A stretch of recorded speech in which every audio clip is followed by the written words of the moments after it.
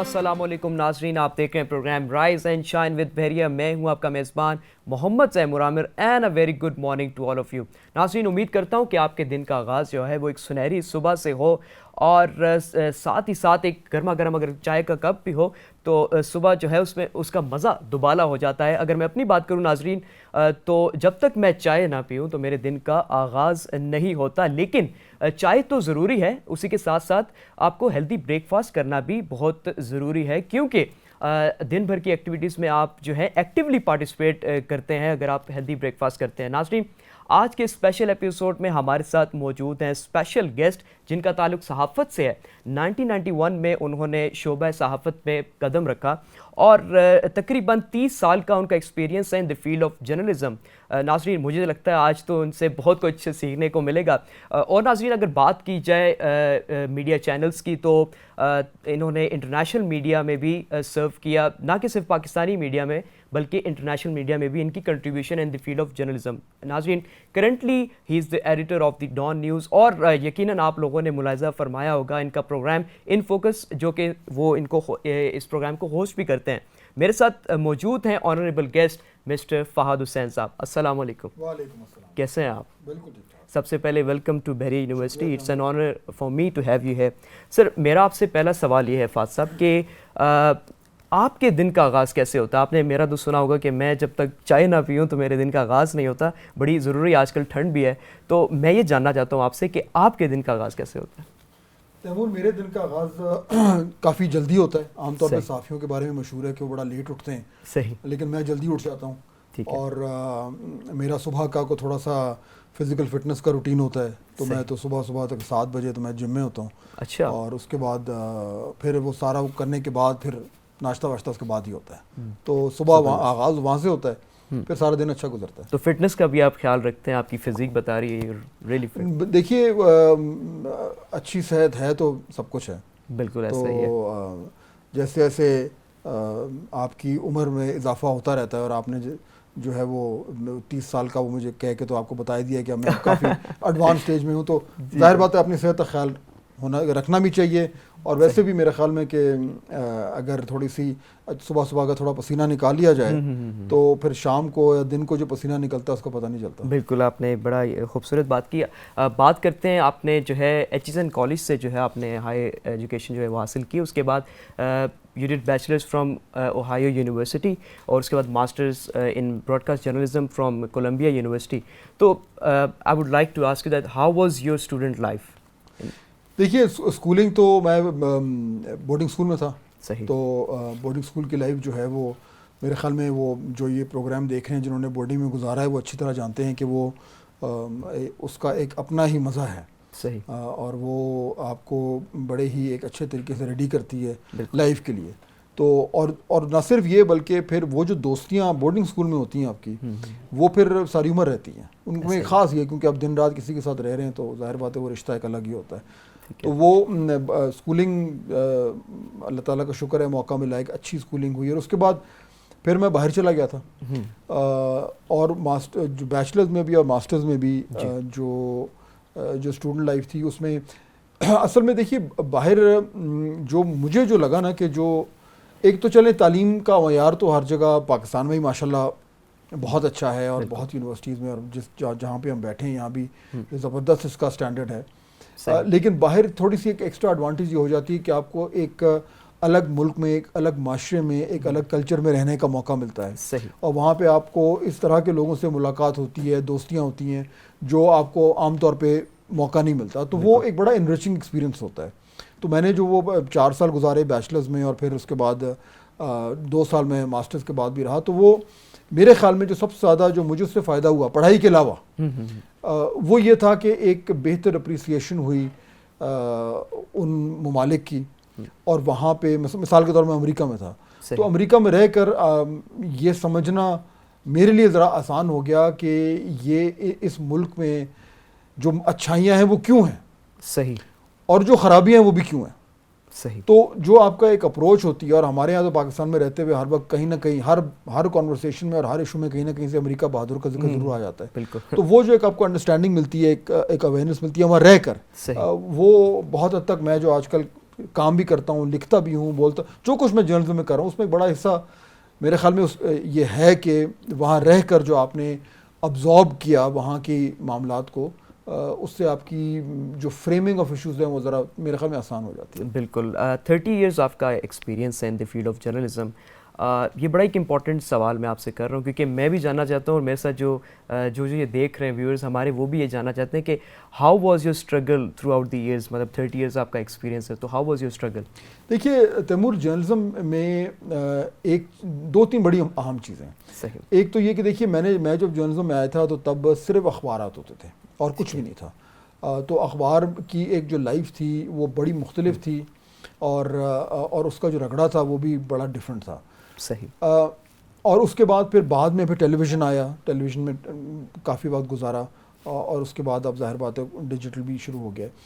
میرے خیال میں پاکستان میں جرنلزم میں جو اگر کسی کو رائز کرنا ہے جی تو جو فوکس ہے وہ بڑا ضروری ہے. صحیح. اچھا, میں یہ لفظ جو ہے نا وہ بڑا سوچ سمجھ کے بات کر رہا ہوں کیونکہ کوئی کہے گا کہ جی آپ کو جو ہے وہ یہ کام آنا چاہیے یا وہ کام آنا چاہیے, وہ ساری چیز ٹھیک ہے, لیکن اگر آپ کا فوکس نہیں ہے صحیح تو آپ کو تھوڑا سا پرابلم اس جرنلزم میں ہوگا. اچھا, سوال آپ کا اگلا سوال ہو سکتا ہے کیوں؟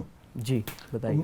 وہ اس لیے کہ ہمارے ہاں جو جرنلزم کے جو سٹرکچرز ہیں نا جی وہ اتنے مستحکم نہیں ہیں. مثال کے طور پر کوئی شخص کہتا ہے جی مجھے کوئی سرکاری نوکری چلے گی, کسی نے CSS کر لیا, کوئی فوج میں چلا گیا, کوئی کہیں اور چلا گیا. صحیح. یہ جو گورنمنٹ سٹرکچرز ہیں نا تیمور, یہ بڑے بنے ہوئے ہیں. آپ کو پتہ ہے کہ جی آپ نے اتنے سال کام کرنا ہے, پھر آپ کی یہ جو ہے وہ ACR ہونی ہے, پھر آپ کو یہ گریڈ ملنا ہے, پھر آپ آہستہ آہستہ جو ہے وہ 10 20 25 30 سال آپ بالکل کو نظر آ رہا ہے کہ میں اس طرح چلتا جاؤں گا, پھر اس کے بعد میں ریٹائر ہو جاؤں گا. جرنلزم میں کیونکہ بدقسمتی سے وہ سٹرکچرز نہیں ہیں, جی تو جب تک آپ کا فوکس نہیں ہے کہ مجھے یہ کرنا ہے اور ایسے کرنا ہے, تو بڑا آسان ہو سکتا ہے کہ آپ کسی ایک جگہ پہ پھنس جائیں جی اور پھر آپ کی گروتھ جو ہے وہ سلو ہو جائے. تو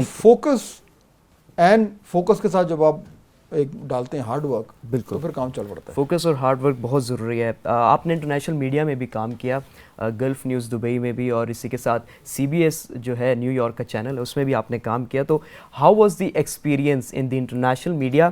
اور اسی کے ساتھ ایک دوسرا سوال بھی ہے, وہ یہ ہے کہ what is the difference of quality of journalism? آپ نے کیا فیل کیا اگر ہم کمپیئر کریں پاکستانی میڈیا چینلز کو اور انٹرنیشنل میڈیا کو؟ Very good question. اچھا, گلف نیوز میں کیونکہ پرنٹ کا جاب تھی تو وہ یعنی میرے لیے اچھا ایکسپیرینس تھا کہ وہاں پہ آپ ایک انٹرنیشنل انوائرمنٹ میں, وہاں پہ وہ دبئی میں تھا اور وہاں پہ ہر طرح کے لوگ ادھر کے دبئی میں تو ہوتے ہیں, تو ہر قومیت کا, ہر نیشنلٹی کا شخص تھا. تو وہ ایک اچھا انٹرسٹنگ ایکسپیرینس تھا کہ آپ کے ساتھ جو ہے وہ کوئی انگریز بھی بیٹھا ہے, کوئی امریکن بھی بیٹھا ہے, کوئی یورپین بھی ہے, کوئی عربک اسپیکنگ بھی ہے, کوئی انڈین بھی ہے. تو وہ ایک انٹرسٹنگ پرسپیکٹیو آپ کو مل جاتا ہے اور وہ اچھا تھا. البتہ وہاں پہ میڈیا اتنا ایوالو نہیں ہے, یا وہاں کے میڈیا میں اتنی کھل کے وہاں پہ کام نہیں ہو سکتا جتنا کہ پاکستان میں ہو سکتا ہے, اور مغرب میں تو آ رہی. تو وہاں پہ وہ تھوڑا ایک بندھن تھا. تو وہ میں نے سال کام کیا, لیکن اس کے بعد پھر میں چلا گیا باہر امریکہ. امریکہ میں دیکھیے جب میں پہنچا ہوں تو اس کے 3 ہفتے بعد 9/11 ہو گیا تھا. صحیح, ٹھیک ہے. تو وہ it was a very interesting time. مطلب as a journalist and as a student, اگر آپ اس وقت جہاں پہ ایک اتنا بڑا ایونٹ ہو رہا ہے جس کے بعد دنیا جو ہے وہ لٹرلی اگلے 20 سال میں چینج ہوئی ہے, تو وہاں پہ اگر آپ اس ایونٹ کے عینی شاہد ہیں اور اس ایونٹ کا جو فال آؤٹ ہے وہ آپ اس کے اندر ہیں, صحیح, تو اس سے بہت کچھ سیکھنے کو ملا. کیونکہ اس میں تیمور ہوا یہ کہ وہاں پہ پورا امریکہ کا معاشرہ چینج ہوا اور امریکہ کا میڈیا بھی چینج ہوا اس کے بعد. تو وہ جو چینج آیا وہ یعنی میری خوش قسمتی تھی, حالانکہ وہ بڑا ایک ظاہر بات ہے خوفناک حادثہ تھا, اور کسی بھی حادثے میں لوگوں کی جانے جائیں جو جہاں کی بھی ہوں تو اس پہ تو ہمیں افسوس ہوتا ہے. جی بالکل. لیکن وہاں کے میڈیا کو اس ٹرانزیشن میں دیکھنے سے بہت کچھ سیکھنے کو ملا, بہت کچھ. اور یہ بات آپ کی بالکل درست ہے کہ وہاں پہ جو میڈیا کے سٹرکچرز ہیں وہ زیادہ مضبوط ہیں. ہاں یہ ضرور ہے کہ آپ ان سے وہ جو بات کہتے ہیں آپ اس سے اگری نہ کریں, ہم نہیں بھی کرتے, لیکن جو سسٹمز ہیں ان کے اور جس طریقے سے وہاں جرنلزم ہو رہا ہے, میرے خیال میں ہم اس سے بہت کچھ سیکھ سکتے ہیں. ٹھیک ہے. اب بریکس پہ جانے سے پہلے ایک سوال آپ سے کوئکلی آپ رسپونڈ کیجیے گا کہ اگر آپ جرنلسٹ نہ ہوتے تو کیا ہوتے؟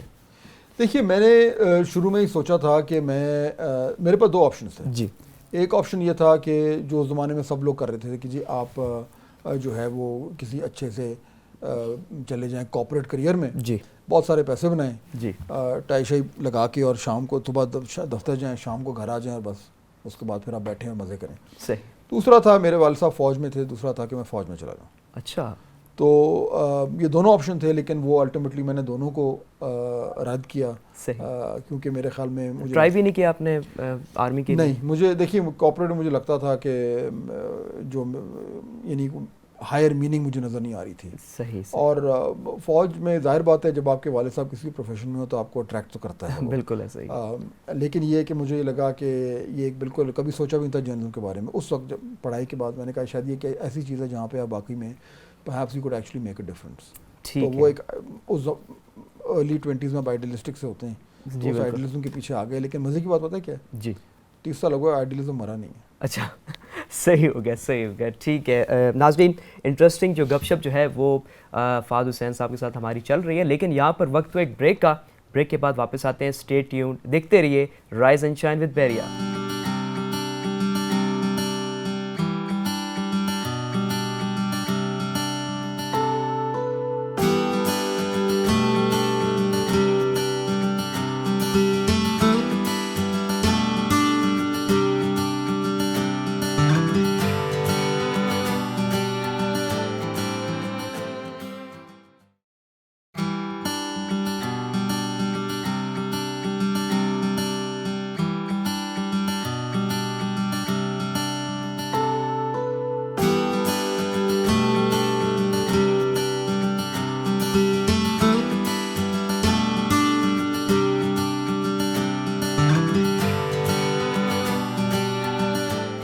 رائٹ ناظرین, وی آر رائٹ بیک, اور ہمارے ساتھ موجود ہیں فہد حسین صاحب. لیٹس گیٹ بیک ٹو ہم.